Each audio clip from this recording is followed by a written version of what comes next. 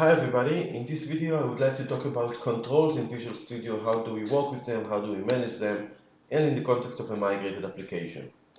Let's have a look. So I'm going to start my Northwind project, and I've already created a basic screen to look at, and when I run it, one of the first things that I see is these two sections here on top of the toolbox, which are kind of intimidating and are inherently wrong. Okay, they're a sign of a misconfiguration in Visual Studio. These two settings basically mean that Visual Studio has searched through all the projects in your solution in the search for controls or things that can be put on the screen, and then place them in a non-organized list that you can search or look for. And a lot of time you find yourself asking, what should I use here? So even if we delete these two entries, Visual Studio will be annoying enough to add them by itself whenever we build or whenever we exit and re-enter the application. Now, it can be a little annoying, but it can actually be a lot, because creating this toolbox on a small project like Northwind took him like 5 seconds. But if you're using on a real-life project that has megabytes of code, this can take minutes every time you start, close, build, or run your application. So that is why, as part of our setup document, we recommend turning this off, turning this option off. How can you turn it off? You'll go to Tools, Options, Windows Forms Designer, and change the automatically populate toolbox to false. And when you do that, after you delete these entries, they will simply not return again. That's the way we work, and that's the way we all recommend that you guys will work. But obviously after that comes the questions, well, where do we get our controls from? So there's several ways to do it. There's the beginner's way that we're going to discuss now, and then there's the more advanced way. The idea here is that when you start the training, you need the controls on your first day. So for that, we created a quick shortcut that whenever you are on a form, like on this UI controller that I'm in, you can right-click it and say Setup Toolbox. And when you click Setup Toolbox, Visual Studio will add 3 entries here to the toolbox.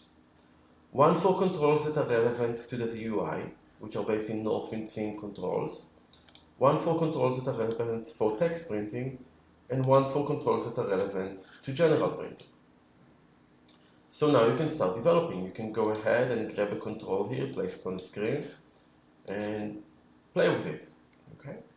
So that's good enough for starting. That's good enough for your first days. But then you find yourself asking, well, okay, I want to create my own control. I want to use something else. How do I add that to the toolbox? How do I operate on that? Or also a question that comes very often is, which controls should I use? Okay, so let's talk about that for a second. Open Word and place this on the screen. Okay, so there are several controls all over the stack. Okay, first of all, if you are using controls that are relevant to the UI, use controls that are in either the UI namespace or the controls namespace. Okay, now let's reflect to the different places of controls in your code. Okay, first of all, there's the controls in Firefly. Controls in Firefly. In Firefly box UI, or printing, or whatever. Okay, don't use them directly. Okay, then there's the controls in env. Okay, in env.ui. These controls extend the ones from Firefly, okay, and add features that are relevant to migrated code. Okay, if you use this, you get the very basic behaviors of control, but nothing that is specific to your environment from which you've migrated. Then there's the specific controls for you, specific or customer, migrated controls according to customers' specific settings. Okay, these rely in the namespace theme controls. Okay, and in many projects it could be like Northwind theme controls, or in the larger project it will be Northwind shared theme controls, because they will be shared across all of your components. The same controls will serve all of your components. That's why there will be an external DNL called share. And then there's the Northwind theme controls, where you'll have it in a smaller project when you only have one project. So let's go to the code. We can see here we have the theme namespace, and in the theme namespace we have controls, and we can see these controls. Now when you right click and say setup toolbox, the controls that appear here, as you can see, are from the Northwind theme controls. And to use these controls is just like using the controls out of the toolbox from Magic. That's the equivalent to that. Okay? And then there's another layer, but I'm not sure that we have an example for it in this code, but let's see. There's the custom user controls. Okay? In Magic, they were called GUI display models. Okay? These will rely on the namespace of views, of Northwind, views, controls. Okay? Any GUI display models that you have in Magic is migrated to Northwind view controls. And you can find it here. Okay? This, for example, is the OK buttons that I had in my original model, or V9 compatible default, or close. So these controls get migrated to this folder, and you can use it from there. Now, the way we recommend to work in real life, okay, is that when you're playing, use these settings, but start building your own. Okay? My recommendation is, or the way we work, is I'm going to add a new tab for myself, norms tab, and I'll put here the controls that I want. I won't have to work with the entire list that exists over there. I can just pick the few controls that I care about, like I only use text box and button. Okay? And just use this. Now, how do we add controls here that are not here at this point? How do we add controls to the toolbox that are not already in the toolbox? So let's have a look. For example, I want to put this OK button to my toolbox. Okay, it doesn't exist here. I want to use it on a screen. I cannot drag it and place it on a screen. Unfortunately, I cannot drag it and put it on a toolbox. So there has to be a way to add it to that. Well, in Visual Studio, there's something called choose items here, which allows you to do it. It's a bit complicated, and I don't really like that. So we've added again a right click here that allows you to add controls to the toolbox. When you choose that option, okay, you'll get to select from which DLL you want to add your controls. In this case, I want to use the Northwind exe. Okay, and then you get a dialog in which you can see the controls that exist there. We can see the different namespace. I want the Northwind views control, and we can see here the close, OK, and the V9 compatible, the same three that we see over here. So I'm going to add this one and add this one. Now, because I was part in norms tab, and when I click add to toolbox, these controls will be added over here. So now I can put the OK button and the close button and have these models ready for us. Now, just like there are existing models that come out of the migration, obviously you can create your own. So let's create our own control and place it in a toolbox. Let's add a new item. We'll go to template and we'll choose base control.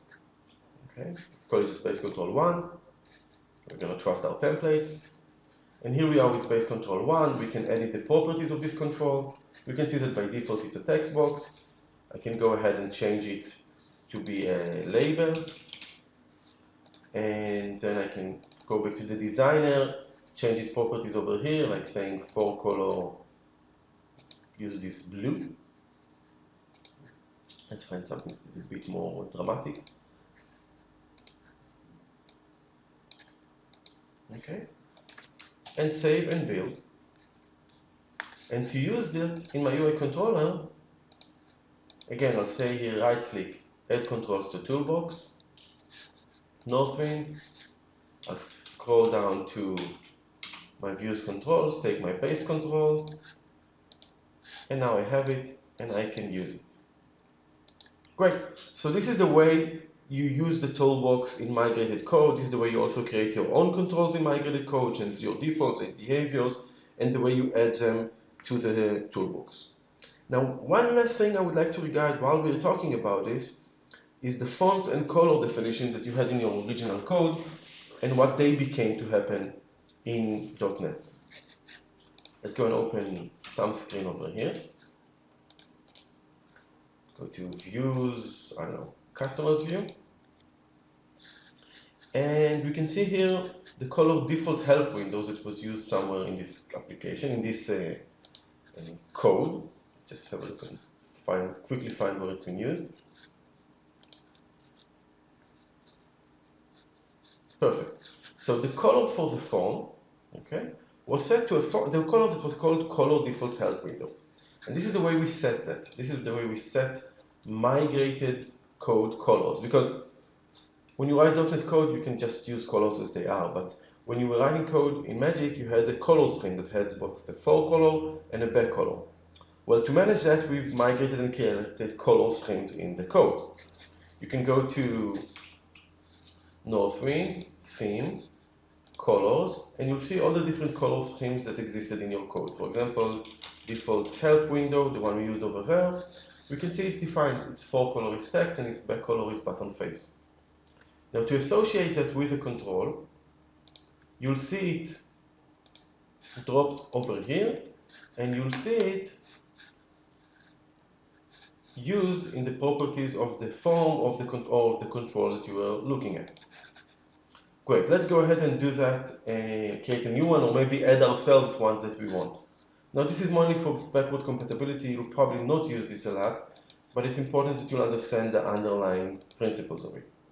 Okay, so over here we have a label, and as we said, we can set it fore color and back color, but we want to set it in the spirit that it was originally, spirit that it was from the original application. So we want to set its color scheme, not fore color or back color, but actual color scheme. So let's again go back to the Solution Explorer. There's a lot of different colors and fonts here. Let's find one that is interesting and has some kind of, I don't know, this looks like a good color, broken property. Here's the color. So let's add it to our toolbox and use it. So when we go back to UI controller, we can say add controls to toolbox, Northwind,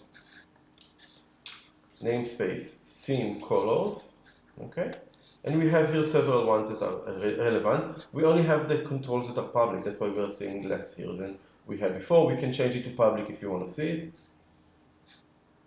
Let's choose just, I don't know, visited, okay, add it to the toolbox, and now we have the color.